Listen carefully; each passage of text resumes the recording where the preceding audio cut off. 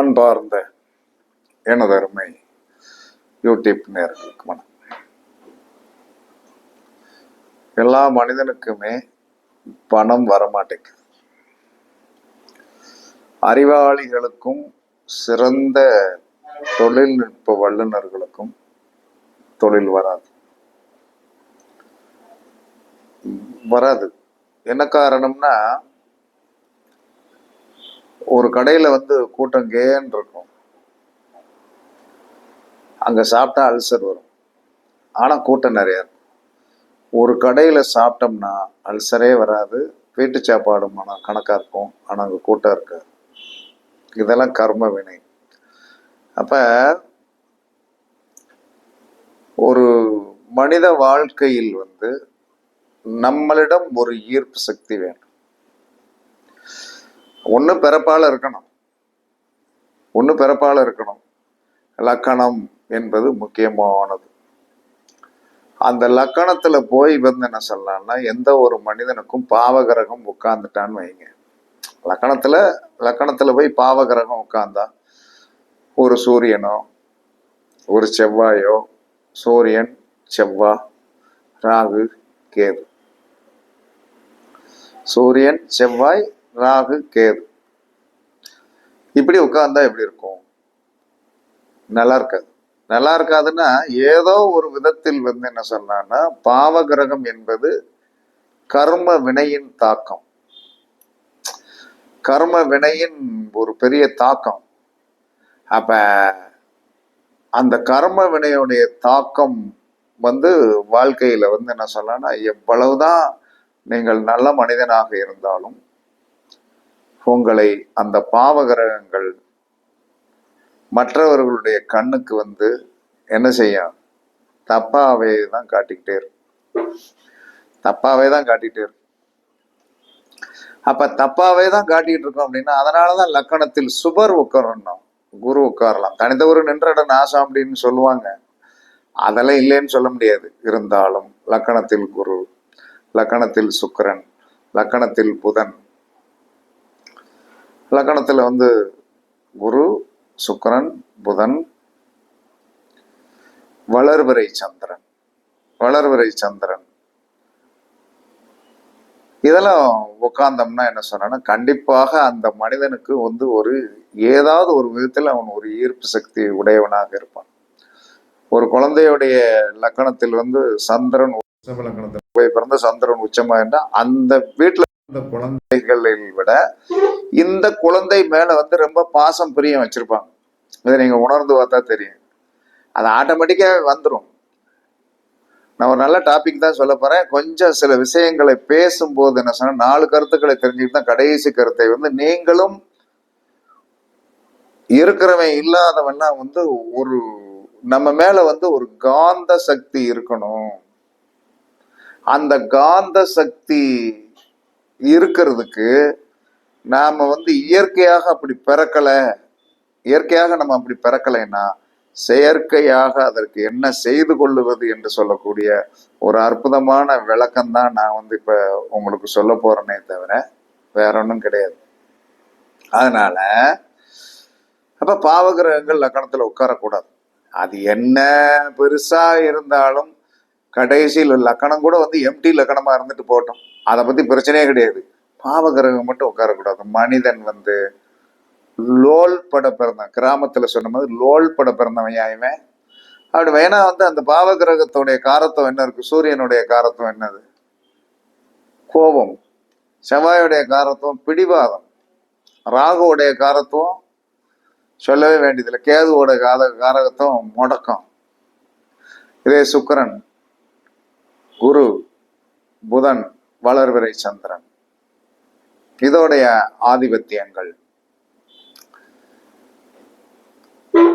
ஆதிபத்தியங்கள் எப்படி இருக்கும் அப்படிங்கும் போது கண்டிப்பா வித்தியாசம் இருக்கத்தான் செய்யும். அப்படி கண்டிப்பா வித்தியாசம் இருக்கத்தான் செய்யும் அப்படின்னு சொல்லி வரும்போது, இதுல சனி உட்காந்துட்டா பார்த்துடுங்க. இன்னைக்கு காலையில ஒரு ஜாதகம் பார்க்குறேன். சனி லக்கணத்தில் வக்கரமாகி நிற்கிறார். உலகத்திலே கொடுமை அனுபவிச்சுட்டு இருக்கான். சனி லக்கணத்தில் உட்கார்ந்து விட்டால் உலகத்திலே கொடுமையிலும் கொடுமை அப்படிங்கிறத அவங்க அனுபவிச்சுட்டு என்ன சொல்றான்னா, அவர் வாட்டுக்கு மாட்டி விட்டுட்டு போயிடுவார். அவருக்கு என்ன அப்படின்னா வந்து என்ன சொன்னா, சனி லக்கணத்துல வந்து உட்காரவே கூடாது. சனி லக்கணத்துல மட்டும் உட்காரக்கூடாதுன்னு இல்லை, கேந்திரத்தில் உட்காரக்கூடாது. 1, 4, 7, 10 உட்கார்ந்திருக்க கூடாது அப்படிங்கிறது ஆதி காலத்திலே சொல்லப்பட்டு விட்டது. அப்ப அவர்கள் அந்த கேந்திரத்தில் அடி வாங்க பிறந்தவர். லக்கணத்துல உட்காந்து லக்கணம் அடி வாங்கிட்டான். 4ஆம் இடத்துல உட்காந்தா தாய் அடி வாங்கிடுவான். 7ஆம் இடத்துல உட்காந்தா பொண்டாட்டி அடி வாங்கிடுவான். 10ஆம் இடத்துல உட்காந்த தொழிலில் அடி வாங்கி வந்தன சொன்ன அப்படியே நிராயுத பாணியாக நிக்க விட்டுருவான். அப்ப பாவகிரகங்கள் லக்கணத்தில் உட்காரக்கூடாது. சுபகிரகங்கள் உட்காரலாம். அதனால உங்களுக்கு கண்டிப்பாக வந்து என்ன சொல்ல, ஒரு நறுமணம் இயற்கையாக, நறுமணம் அப்படின்னா வந்து என்ன சொன்னா, செண்டு போட்டா தான் நறுமணம் வரும். இயற்கையை நல்லா குளிச்சு நீட் பண்ணா தான் வந்து அந்த வேர்வை நாத்தம் இல்லாம இருக்கும். இருந்தாலும் லக்கணத்தில் சுபர் இருக்க பிறந்தவர்கள் என்ன தவறு பண்ணினாலும் அவர்கள் மன்னிக்கப்படுவார்கள். என்ன தவறு பண்ணாலும் மன்னிக்கப்படுவார்கள். அப்ப அந்த மாதிரி பிறந்துட்டாங்க. அவர்கள் எப்படி இருந்தாலும் வந்து கண்டிப்பாக அவருடைய வாழ்க்கை வந்து என்ன சொன்னா, மல்லிகை பூ மாதிரி மணந்து கொண்டுதான் இருக்கும். அதுல மாற்று கருத்தெல்லாம் கிடையாது. ஆனால் நீங்கள் மல்லிகை பூ மனம் மாதிரி வருவதற்கு என்ன செய்யணும்? வருவதற்கு என்ன செய்யணும்? அப்ப வருவதற்கு என்ன செய்யணும்னா, டெய்லி குளிக்கும் போது உங்களை வந்து என்ன சொன்னா வந்து வலிமைப்படுத்தக்கூடிய சக்தி வந்து எனக்கு தெரிஞ்ச ஒன்று சொல்லுறேன். அப்ப டெய்லி குளிக்கும் போது என்ன ஒரு நல்ல தண்ணி எடுத்துக்கிடுங்க. தண்ணி வந்து என்ன சொன்னா, இப்ப எல்லாருமே கிணத்துல போய் குளிக்கிறதெல்லாம் கிடையாது. கிணத்துல போய் குளிக்கிற வாய்ப்புகள் அந்த காலத்துல எங்களுக்கு இருந்தது. இப்போ உங்களுக்கெல்லாம் இல்லை. வீட்டுக்குள்ள இருக்கிற இதை வந்து எடுத்து வச்சு தான் குளிக்கணும் அப்படிங்கிறது உங்களுடைய விதி. நீச்சலே பெருவாய்க்கு தெரியாது, எங்களுக்கெல்லாம் நீச்சல் தெரியும். அப்ப என்ன செய்யணும்னா, எடுத்துட்டு உள்ள போகும்போது என்ன சொன்னா, ஒரு துளசி இலை வந்து மூணு இருக்கும். ஒரு துளசி பத்திரம் அப்படின்னா அது 3 இருக்கும். அதை ஒன்று ரெடி பண்ணி வீட்டில் எப்படியும் துளசி இலை வந்து ரெடி பண்ணி வச்சுடுங்க. அப்போ அந்த துளசி இலையை வந்து நீங்கள் ரெடி பண்ணி வச்சுட்டு குளிக்க போகும்போது பாத்ரூம்குள்ளே கொண்டு போயிருங்க. எப்பயுமே மனிதன் குளிக்கும் போது எந்த திசையை பார்த்து குளிக்க வேண்டும் என்று சொன்னால், கிழக்கு திசையை பார்த்துத்தான் குளிக்க வேண்டியும். எம்பெருமான் சூரிய பகவான் உதிக்கின்ற இடம் வந்து அந்த கிழக்கு நோக்கி தான் நீங்கள் குளிக்கணும். நல்லி உங்க வீட்டுல இருந்த வடக்க பார்த்து குளிக்கிற மாதிரி இருக்கும், எப்படியே வச்சிருப்பீங்க. ஆனால் நீங்கள் தண்ணீரை எடுத்துக்கொண்டு மெண்டு குளிக்கும் போது நீங்கள் கிழக்கு பக்கம் இருந்துதான் குளிக்கணும். அப்ப குளிக்கும் போது நிறைய தண்ணியை உள்ள வச்சுட்டீங்க, நிறுத்திட்டு வந்து துளசி பத்திரத்தை வந்து என்ன தனியா வச்சுக்கிடுறீங்க. முதலில் வந்து என்ன சொல்லலாம், ஒண்ணுமே செய்யக்கூடாது. நீங்கள் மெண்டு வைத்திருக்கிற அந்த பாத்திரத்தில் வந்து என்ன செய்யணும், அந்த பாத்திரத்துல வந்து என்ன செய்யணும்னா, ஒரு நிமிஷம்,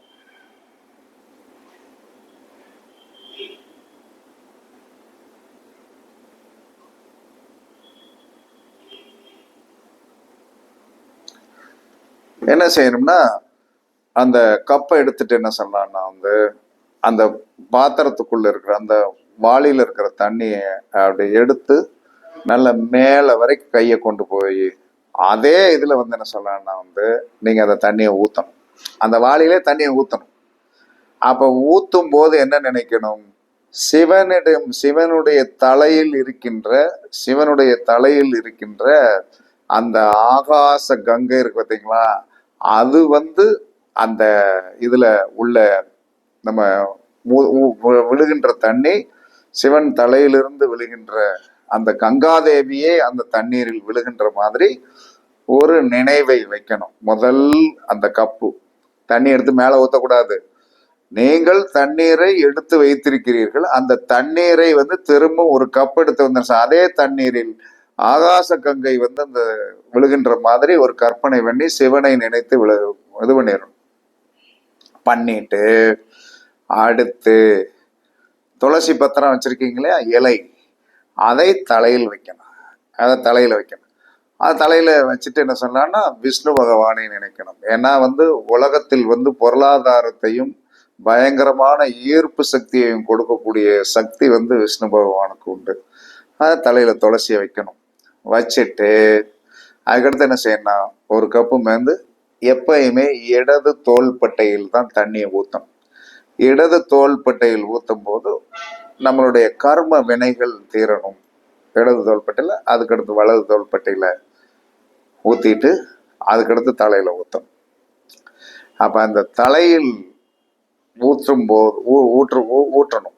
அப்படி ஊற்றும் போது நீங்கள் நினைக்க வேண்டியது, பிறருடைய கண்ணுக்கு நான் வந்து ஒரு ஈர்ப்பு சக்தி உள்ள மனிதனாக தெரிய வேண்டும்.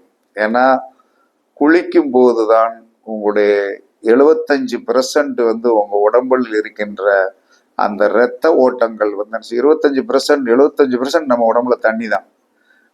அப்ப அது போடும்போது ஒரு புத்துணர்ச்சி ஏற்படும். அந்த புத்துணர்ச்சி ஏற்படும் போது ஐயோ எனக்கு கடன் இருக்கு, எனக்கு பிள்ளை எப்படி இருக்குன்னு நினைக்க விட, குளிக்கும் போது கூட வந்து என்ன சொல்றான்னா, அந்த தண்ணீரை ஊற்றி குளிக்கும் போது முதல் ஒரு கப்பு வந்து என்ன சொன்ன, ஆகாச கங்கை விழுகின்ற மாதிரி ஒரு தடவை ஊத்தி, 2வது துளசி பத்திரத்தை தலையில் வச்சு, 3வது கப்பை இடது தோளில் ஊத்தி, 4வது கப்பை வந்து என்ன சொன்னா வலது தோளில் ஊத்தி, 5வது கப்பை வந்து என்ன சொன்னா தலையில ஊத்தணும். இப்படி ஊத்தி அழகாக வந்து என்ன சொல்றான்னா, நீங்கள் சந்தோஷப்பட்டு கொண்டே சந்தோஷம், உங்களுடைய ஈர்ப்பு சக்தி, உங்க உடம்பு வந்து எப்பயுமே என்ன சொல்லுகிறது என்று சொன்னால், எதையும் தாங்கக்கூடிய சக்தி உடையது.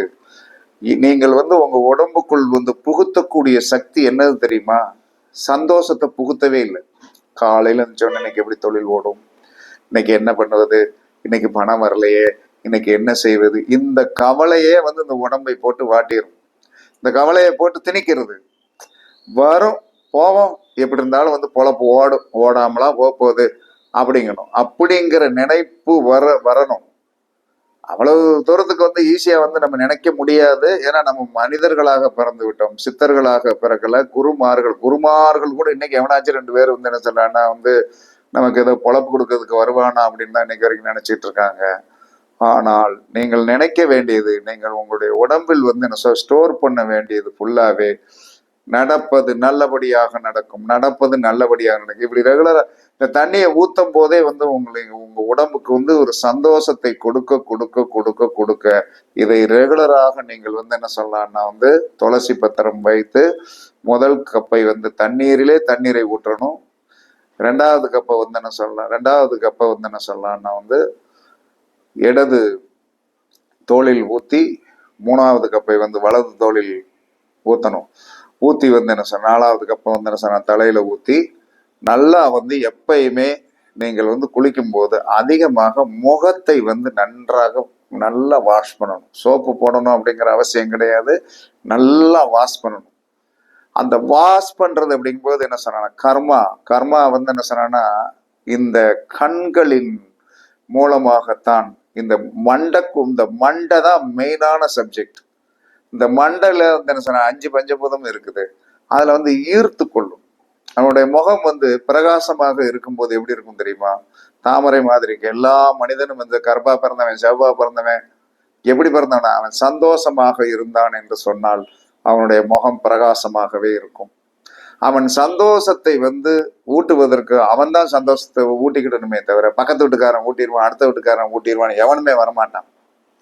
அப்ப நம்மளுடைய சந்தோஷத்தை நம்ம உடம்புல வந்து என்ன சொன்னா, தண்ணீர் மூலமாக, குளியல் மூலமாக நீங்கள் ஊற்றி செயல்படுத்திட்டு என்ன செய்யணும், குளிச்சு முடிச்ச உடனே என்ன செய்யணும்னா, எப்பயுமே துவட்டும் போது என்ன சொன்னா, எடுத்த உடனே மூஞ்சியை வந்து துடைச்சிடக்கூடாது. பின்பகுதி, கழுத்தின் பின்பகுதியை தான் துடைக்கணும். கழுத்தின் பின்பகுதியை துடைச்சிட்டு மற்ற வந்து நம்ம வந்து என்ன சொன்னா தலைய நல்லா துவட்டணும். அப்ப துவட்டும் போது கூட கர்மா என்று சொல்லக்கூடிய என் உடம்பில் இருக்கின்ற தேவையற்ற நெகட்டிவ் கர்மாக்கள் தீர வேண்டும் அப்படின்னு தான் சொல்லணும். தீர வேண்டும் என்று தான் சொல்ல வேண்டும். அப்படி தீர வேண்டும்.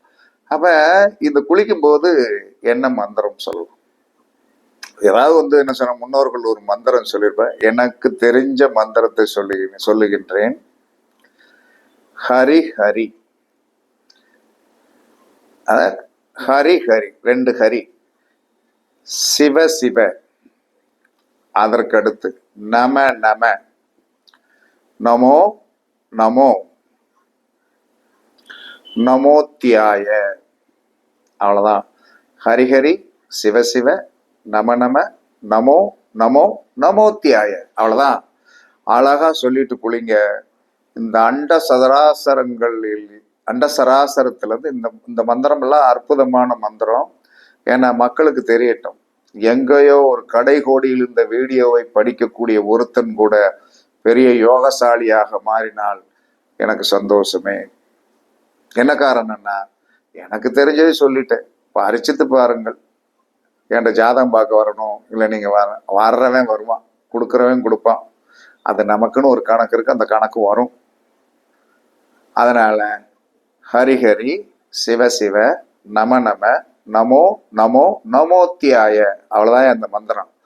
இது நம்மளுடைய உடம்பில் என்ன சொல்றான்னா தருத்திரத்தை போக்கி ஒரு மேக்னட் பவர். இந்த மனுஷனா நல்ல மனுஷயா, இந்த மனுஷன்ட்ட போனா ஏதாவது காரியம் நடக்கும், ஒரு 1/2 மணி நேரம் பேசிட்டு இருக்கலாம்யா, நல்லா இருக்கும் அப்படிங்கிற ஒரு அற்புதமான எண்ணங்களை தோற்றுவிக்கக்கூடிய இந்த அற்புதமான அந்த மந்திரம் ஹரிஹரி சிவசிவ நம நம, நமோ நமோ, நமோத்தியாய.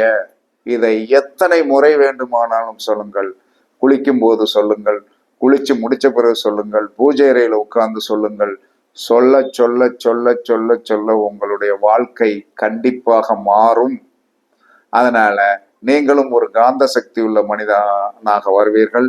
பண ஈர்ப்பு சக்திக்கு இந்த குளியல் முறை சிறந்தது. பண ஈர்ப்பு சக்திக்கு இந்த குளியல் முறை சிறந்தது. ஆனா துளசி செடி வேணும், மந்திரம் சொல்லியாச்சு, எப்படி பிரயோகப்படுத்தணும்னு சொல்லியாச்சு. குளிக்கும் போதே நீங்க சொல்லலாம், ஹரிஹரி சிவசிவ நம நம, நமோ நமோ, நமோத்தியாய அப்படிங்கிற மந்திரத்தை யார் வேண்டுமானாலும் சொல்லலாம். சின்ன பிள்ளைகள் சொல்லலாம், பெரியாள்கள் சொல்லலாம். கண்டிப்பாக ஒரு காந்த சக்தி உள்ள மனிதர்களாக நீங்கள் மாறுவீர்கள். நீங்கள் என்ன தொழில் பார்க்கிறீர்களோ அந்த தொழில் சீரும் சிறப்புமாக ஓடும். மகாலட்சுமி உங்களுடைய கையில் தாண்டவம் ஆடுவாள். இது சத்தியமான உண்மை என்று கூறி இந்த குளியலை ஆணும் குளிக்கலாம், பெண்ணும் குளிக்கலாம், எல்லோரும் குளிக்கலாம். எல்லோருக்கும் இது பொதுவானது. கண்டிப்பா நடக்கும். ஆனா கிழக்க பார்த்து தான் நின்று குளிக்கணும். இது கண்டிஷன். துளசி பத்திரம் கண்டிப்பாக வேணும். அவ்வளவுதான். இந்த மந்திரம் சொல்லியாச்சு. பரிச்சித்து பாருங்கள். எல்லோரும் வெற்றி பெற வாழ்த்துக்கள் கூறி உங்களிடமிருந்து விடைபெறுவது சிப்பிப்பாறை ஜோதிடர் சாதி ராகவன் ஜெயபாலாஜி. சுகமே சொல்க, சுகமே சொல்க. வாழ்க வளமுடன், வாழ்க வளமுடன். வணக்கம், வணக்கம், வணக்கம், வணக்கம்.